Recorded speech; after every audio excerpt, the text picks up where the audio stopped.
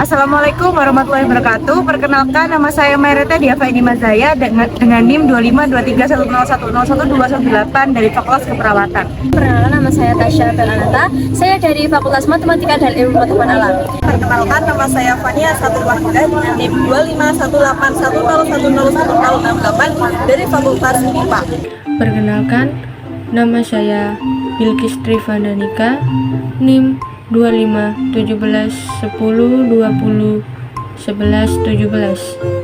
dari Fakultas Teknologi Pertanian, Program Studi Teknik Pertanian. Perkenalkan, saya Nazwa Maharani dari Fakultas Matematika dan Ilmu Pengetahuan Alam. Di sini saya dari kelompok 1 ingin mempresentasikan atau memaparkan hasil diskusi kami tentang wawancara kami terhadap salah satu pakar Islam, yaitu salah satu KUS di Jember. Indonesia dikenal sebagai negara yang majemuk. Keberagaman agama, suku, dan budaya menjadi identitas bangsa Indonesia. Namun, di tengah-tengah keharmonisan itu, masih terjadi kasus-kasus intoleransi antar umat beragama yang menunjukkan belum maksimalnya penerapan sila pertama Pancasila, yaitu ketuhanan yang Maha Esa. Intoleransi tidak selalu muncul dalam bentuk kekerasan. Ia dapat hadir sebagai diskriminasi, penolakan pendirian rumah ibadah, prevensi kelompok minoritas, hingga ujaran kebencian di media sosial. Fenomena ini memperlihatkan adanya jarak antara nilai dasar Pancasila dari praktik kehidupan sehari-hari. Sila pertama Pancasila menegaskan keyakinan bangsa Indonesia kepada Tuhan Yang Maha Esa yang diikuti dengan pengakuan bahwa setiap warga negara bebas memilih agama dan beribadah sesuai kepercayaannya. Intoleransi merupakan penyimpangan terhadap prinsip ini, sekaligus ancaman bagi persatuan dan perdamaian bangsa. Sila pertama, yaitu Pancasila, menegaskan keyakinan bangsa Indonesia kepada Tuhan Yang Maha Esa yang diikuti dengan pengakuan bahwa setiap warga Indonesia bebas memeluk agama dan beribadah sesuai kepercayaannya. Intoleransi merupakan penyimpangan terhadap prinsip ini, sekaligus ancaman bagi persatuan dan perdamaian bangsa. Pada beberapa tahun terakhir, berbagai kasus intoleransi mewarnai pemberitaan, mulai dari pelarangan ibadah, pembubaran kegiatan keagamaan, hingga penyerangan terhadap kelompok yang dianggap berbeda. Kasus-kasus ini menjadi gambaran bagaimana nilai Pancasila masih sering diabaikan. Selanjutnya, untuk memahami lebih dalam akar masalah intoleransi dan bagaimana solusinya, kami mewawancarai seorang pakar yang kompeten di bidang ini. Beliau adalah sosok akademis dan pemerhati isu kebinekaan yang akan memberikan pandangan objektif terkait tantangan penerapan sila pertama Pancasila.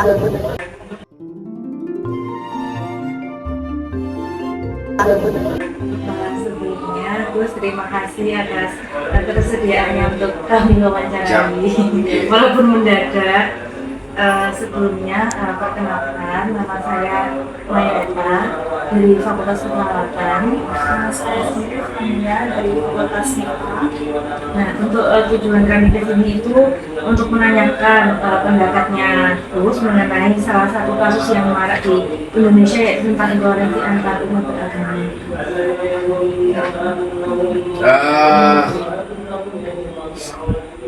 Assalamualaikum warahmatullahi wabarakatuh. Jadi tentang isu itu nih, kami tidak pernah memaksa siapapun masyarakat yang mau tempatnya, rumahnya dijadikan tempat istirahat, tamu di luar kota, itu kami persilahkan. Bukti bahwa kami itu sangat toleransi dengan mereka yang beragama lain pun dengan sukarela membuka rumahnya.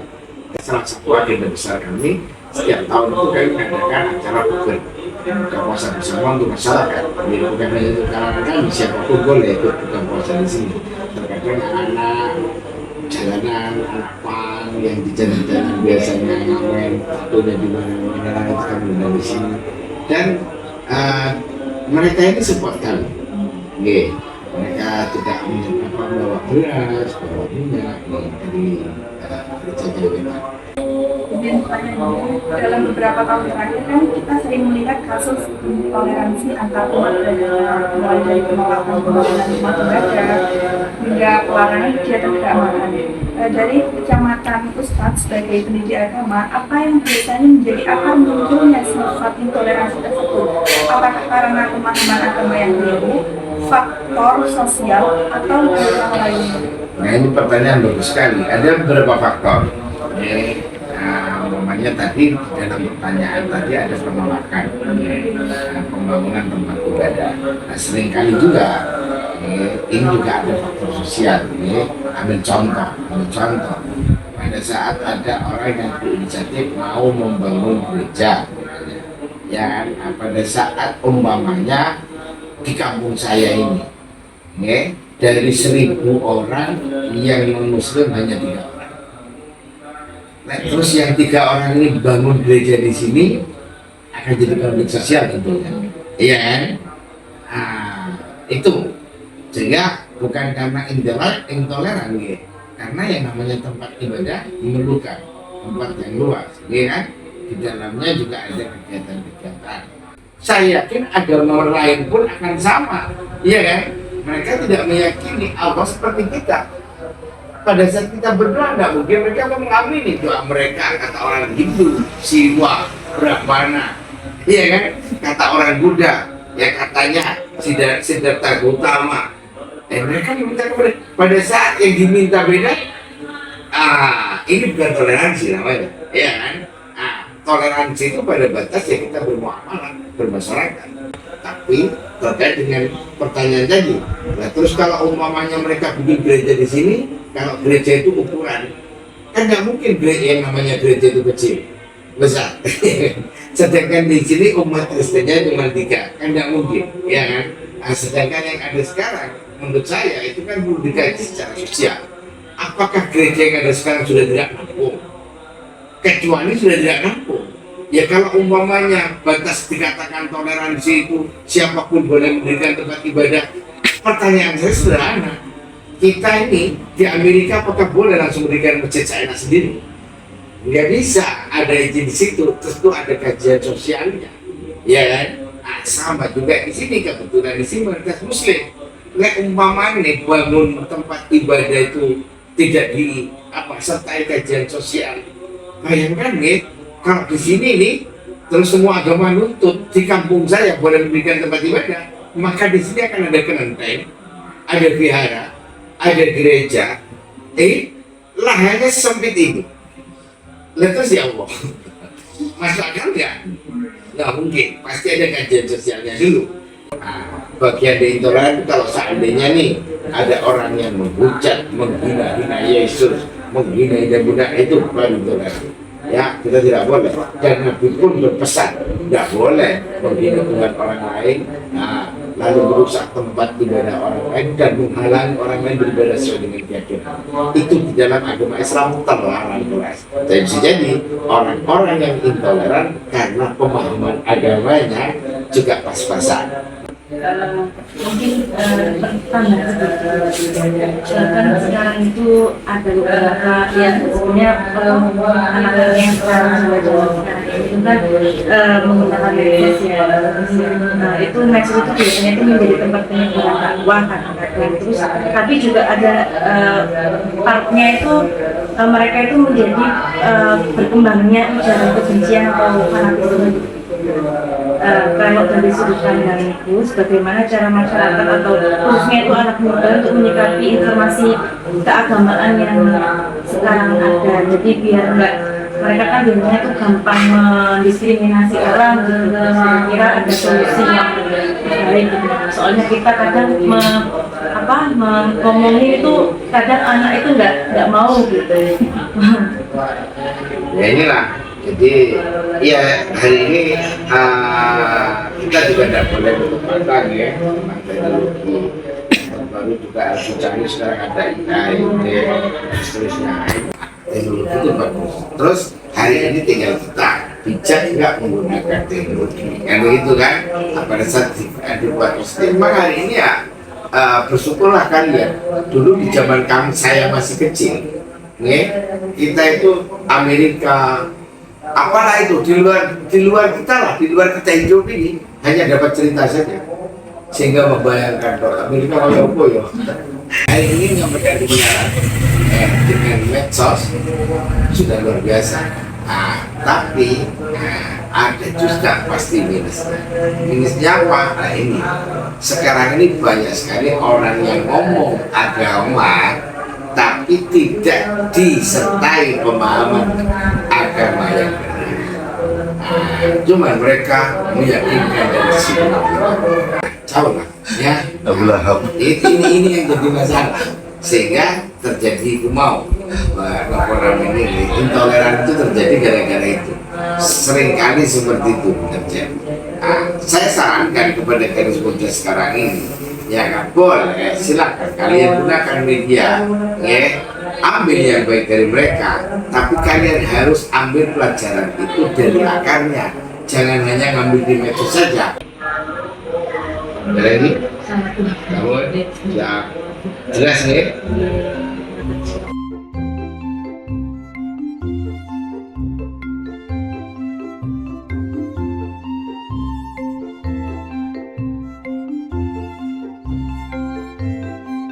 Baik Bapak, maaf mengganggu waktunya. Saya Tasya Belanota dari mahasiswa Universitas Jember ingin mewawancari Bapak tentang masalah intoleransi yang ada di Indonesia. Sebelum itu, bolehkah Bapak memperkenalkan diri terlebih dahulu? Ya, perkenalkan nama saya Ahmad Fauzi. Saya selaku guru pendidikan Pancasila di SMA Negeri 1 Banyuputih, Kabupaten Situbondo. Baik Bapak, kita langsung saja ke pertanyaan yang pertama ya. Untuk pertanyaan pertama yaitu sebagai seorang guru pendidikan Pancasila yang sehari-hari mengajar siswanya tentang nilai-nilai Pancasila. Lalu bagaimana pandangan Bapak tentang posisi Pancasila dalam kehidupan berbangsa dan bernegara di Indonesia yang sangat maju ini? Baiklah, kalau ngomongin tentang posisi Pancasila dalam kaitan toleransi, sebenarnya Pancasila sudah menjelaskan pada pada sila pertama. Ya, sila pertama itu tentang ketuhanan yang Maha Esa. Di situ membuktikan bahwa negara kita memang menjamin seseorang untuk memeluk agamanya, termasuk juga dalam pasal 29 ayat 1 dan 2 Undang-Undang Dasar 1945 menjelaskan bahwa di situ negara menjamin masyarakatnya untuk memeluk dan membangun tempat ibadahnya, sehingga sudah sangat, menurut saya sudah sangat jelas ya bahwa negara memang menjamin seseorang untuk beragama dan meyakini apa yang dia yakini. Nah, ini kaitan dengan kepercayaan pribadi, sehingga tidak ada lagi kata bahwa negara itu cenderung mendukung agama tidak, tapi jauh lebih luas. Memang negara ini menjamin masyarakatnya untuk memeluk agama yang mereka yakini. Seperti itu. Baik Bapak. Baik, kita langsung saja ke pertanyaan yang kedua ya Bapak. Untuk pertanyaan kedua itu, dalam beberapa tahun terakhir itu kan kita sering melihat kasus intoleransi seperti antarumat beragama itu mulai dari penolakan pembangunan rumah ibadah, terus hingga pelarangan kegiatan keagamaan. Nah, dari pandangan Bapak sendiri sebagai guru pendidikan Pancasila, apa yang biasanya menjadi akar munculnya sikap intoleransi tersebut? Apakah karena pemahaman agama yang keliru, atau faktor sosial, atau hal lainnya? Itu terjadi banyak faktor ya. Salah satunya mungkin juga pemahaman agama yang kurang, karena sebenarnya setiap agama itu pasti mengatakan dialah agama yang paling benar. Itu seringkali saya sampaikan di kelas bahwa pasti semua agama itu akan menganggap agama yang benar. Cuma yang mereka lupakan adalah setiap masyarakat, setiap orang itu punya hak dan kewajiban. Nah, hak ini semua orang itu biasa sering menuntut haknya, dia lupa kewajibannya. Wah, salah satu kewajibannya apa? Menghormati. Kalau dihormati pasti semua pengen dihormati. Salah satunya ya tadi dihormati dalam rangka beribadah. Dia pengen dihormati, ibadahnya tidak diganggu dan sebagainya. Nah, sementara dia lupa bahwa ada orang lain yang perlu juga dihormati juga. Sehingga dia akan selalu menjadi agamanya yang paling benar. Nggak bisa, ini agama saya itu yang paling benar. Kalau ada dengan agama ini nanti malah khawatirnya merusak akidah dan sebagainya, sehingga orang jadi lupa bahwa kita itu sudah diatur oleh negara. Dan seperti tadi di awal saya sampaikan, agama sudah mengatur bebas. Negara ini negara bebas, bukan negara yang semua berbasis agama dengan keputusannya.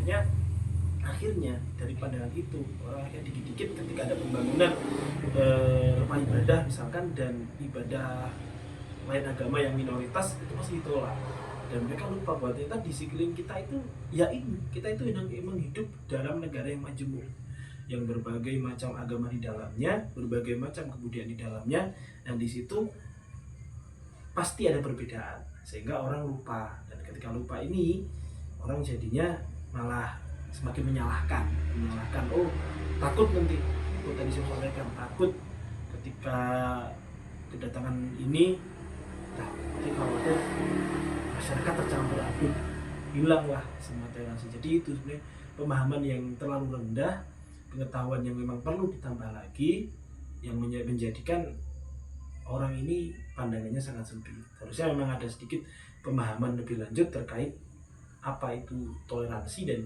negara itu seperti apa menjamin agamanya, dan bagaimana juga kita bersikap yang benar kepada agama yang lain.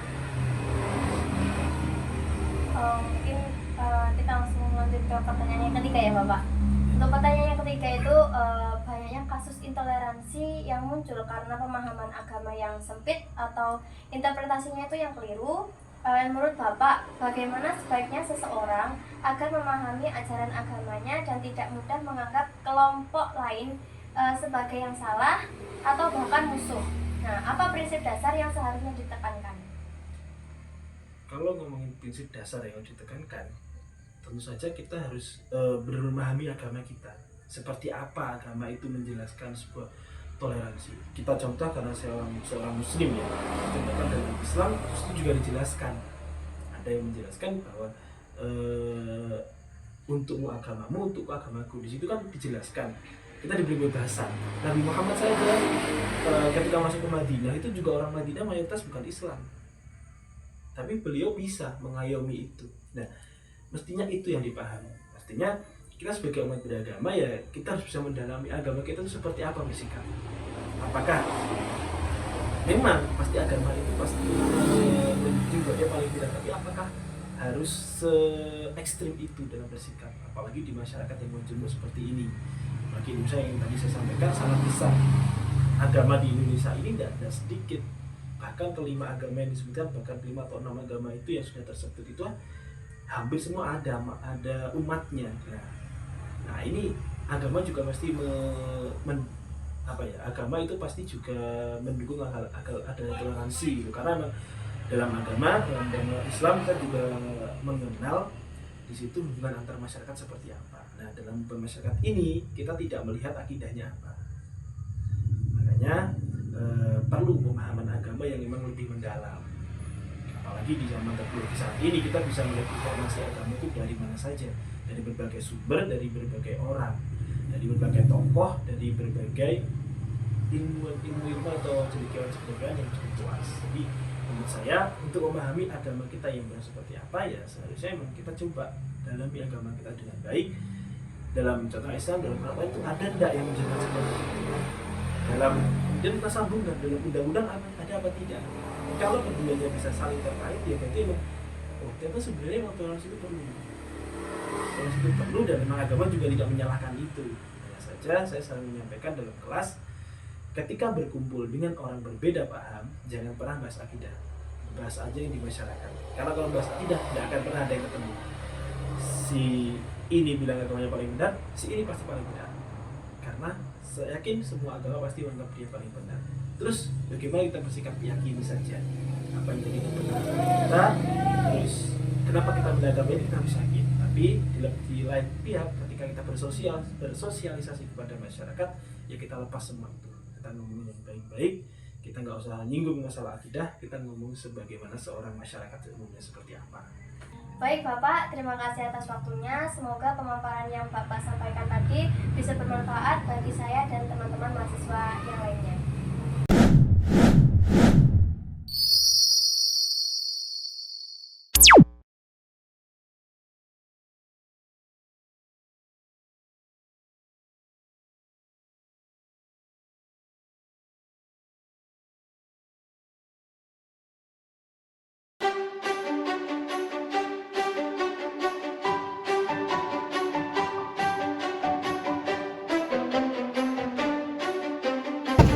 Assalamualaikum warahmatullahi wabarakatuh. Perkenalkan, nama saya Maireta Diafaini Mazaya dengan NIM 252310101218 dari Fakultas Keperawatan. Perkenalkan, nama saya Tasya Belanata. Saya dari Fakultas Matematika dan Ilmu Pengetahuan Alam. Perkenalkan, nama saya Fania Satul Wahidah dengan NIM 251810101068 dari Fakultas MIPA.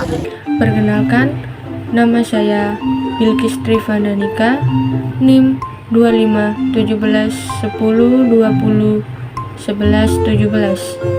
dari Fakultas Teknologi Pertanian, Program Studi Teknik Pertanian. Perkenalkan, saya Nazwa Maharani dari Fakultas Matematika dan Ilmu Pengetahuan Alam. Di sini saya dari kelompok 1 ingin mempresentasikan atau memaparkan hasil diskusi kami tentang wawancara kami terhadap salah satu pakar Islam, yaitu salah satu KUS di Jember. Indonesia dikenal sebagai negara yang majemuk. Keberagaman agama, suku, dan budaya menjadi identitas bangsa Indonesia.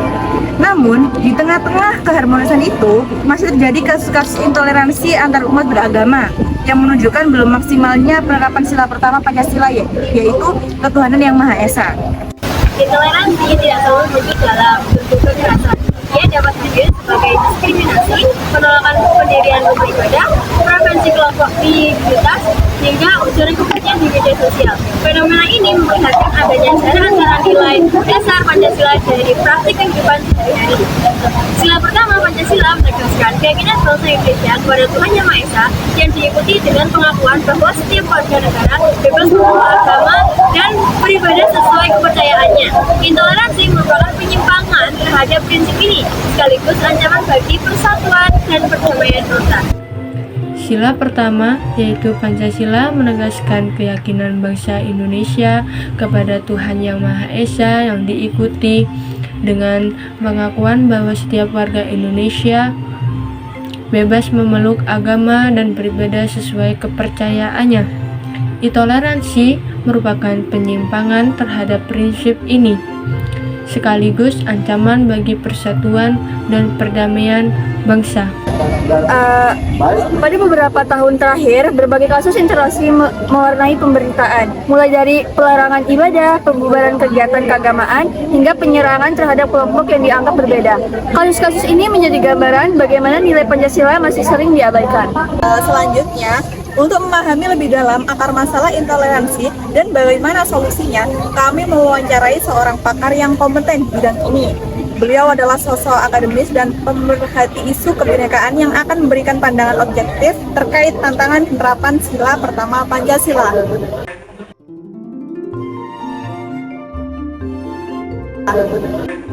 Sebelumnya, Gus, terima kasih atas ketersediaannya untuk kami wawancarai, walaupun mendadak.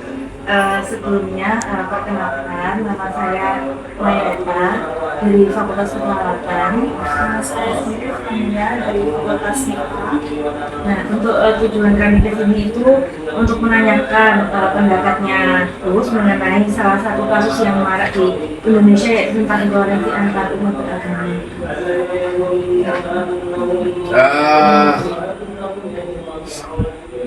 Assalamualaikum warahmatullahi wabarakatuh. Jadi tentang isu itu nih, kami tidak pernah memaksa siapapun masyarakat yang mau tempatnya, rumahnya dijadikan tempat istirahat tamu dari luar kota, itu kami silakan. Bukti bahwa kami itu sangat toleransi dengan mereka yang beragama lain pun dengan sukarela membuka rumahnya. Salah satu agenda besar kami setiap tahun itu kami mengadakan acara buka puasa bersama untuk masyarakat. Jadi bukan hanya untuk kalangan kami, siapapun boleh ikut buka puasa di sini. Terkadang anak-anak jalanan, anak pang yang di jalan-jalan biasanya ngamen, satunya di mana-mana itu kami undang di sini. Dan mereka ini support kami. Mereka tidak membawa beras, bawa minyak dari gereja kita. Kemudian pertanyaannya, dalam beberapa tahun terakhir kan kita sering melihat kasus intoleransi antar umat beragama, mulai dari penolakan pembangunan rumah ibadah hingga pelarangan kegiatan keagamaan. Dari kacamata Ustadz sebagai pendidik agama, apa yang biasanya menjadi akar munculnya sifat intoleransi tersebut? Apakah karena pemahaman agama yang keliru, faktor sosial, atau hal lain? Nah, ini pertanyaan bagus sekali. Ada beberapa faktor. Umpamanya tadi dalam pertanyaan tadi ada penolakan pembangunan tempat ibadah. Nah, seringkali juga ini juga ada faktor sosial. Ambil contoh. Pada saat ada orang yang berinisiatif mau membangun gereja, ya, pada saat umpamanya di kampung saya ini, dari 1.000 orang yang non-muslim hanya 3 orang. Nah, terus yang 3 orang ini bangun gereja di sini akan jadi konflik sosial tentunya, iya kan? Nah, itu sehingga bukan karena intoleran, karena yang namanya tempat ibadah memerlukan tempat yang luas, iya kan? Di dalamnya juga ada kegiatan-kegiatan. Saya yakin agama lain pun akan sama, iya kan? Mereka tidak meyakini Allah seperti kita.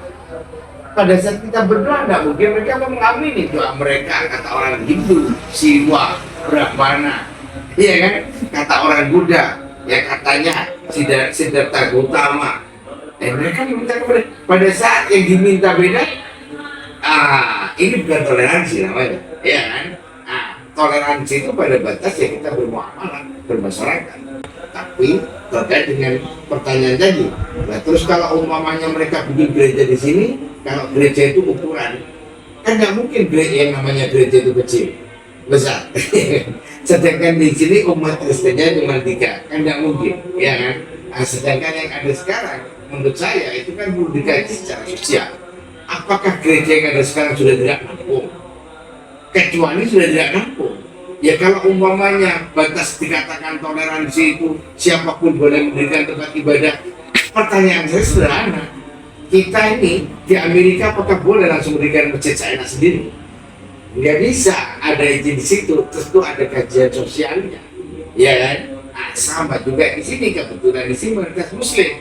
Umpamanya bangun tempat ibadah itu tidak sertai kajian sosial, bayangkan kalau di sini nih, terus semua agama nuntut di kampung saya boleh mendirikan tempat ibadah, maka di sini akan ada kelenteng, ada vihara, ada gereja, lahannya sempit ini. Lantas ya Allah, masuk akal nggak? Nggak mungkin, pasti ada kajian sosialnya dulu. Nah, bagian dari intoleran kalau seandainya nih ada orang yang menghujat, menghina Yesus, menghina Buddha, itu baru intoleran. Ya, kita tidak boleh. Dan Nabi pun berpesan, tidak boleh menghina Tuhan orang lain, lalu merusak tempat ibadah orang lain dan menghalangi orang lain beribadah sesuai dengan keyakinan. Itu di dalam agama Islam terlarang keras. Jadi bisa jadi orang-orang yang intoleran karena pemahaman agamanya juga pas-pasan. Mungkin tambah sedikit, kan sekarang itu ada beberapa yang sebenarnya anak-anak yang sekarang itu kan menggunakan medsos ya. Nah, itu medsos itu biasanya itu menjadi tempat penyebaran dakwah kan, terus tapi juga ada partnya itu mereka itu menjadi berkembangnya ujaran kebencian atau fanatisme. Kalau dari sudut pandang itu, bagaimana cara masyarakat atau khususnya itu anak muda untuk menyikapi informasi keagamaan yang sekarang ada, jadi biar enggak, mereka kan biasanya tuh gampang mendiskriminasi orang gitu. Saya kira ada solusi yang baik gitu. Soalnya kita kadang ngomongin itu kadang anak itu nggak mau gitu. Ya inilah. Jadi ya hari ini kita juga tidak boleh menutup mata ya, tentang teknologi baru juga harus canggih, sekarang ada AI, dan seterusnya. Teknologi itu bagus. Terus hari ini tinggal kita bijak nggak menggunakan teknologi, kan begitu kan? Pada saat dibuat positif, memang hari ini ya bersyukurlah kalian. Dulu di zaman saya masih kecil, kita itu Amerika, apalah itu di luar kita lah, di luar kita hidup ini hanya dapat cerita saja, sehingga membayangkan kalau Amerika mau apa ya, Hari ini yang menjadi kebenaran dengan medsos sudah luar biasa. Tapi ada juga pasti minusnya. Minusnya apa? Nah ini, sekarang ini banyak sekali orang yang ngomong agama tapi tidak disertai pemahaman agama yang benar. Cuman mereka meyakinkan dari sini. Tahu nggak? Ya, ini yang jadi masalah, sehingga terjadi laporan ini intoleran itu terjadi gara-gara itu. Seringkali seperti itu terjadi. Saya sarankan kepada garis muda sekarang ini, ya nggak boleh, silakan kalian gunakan media, ya, ambil yang baik dari mereka, tapi kalian harus ambil pelajaran itu dari akarnya, jangan hanya ngambil di medsos saja. Ada lagi? Kamu ya jelas nih.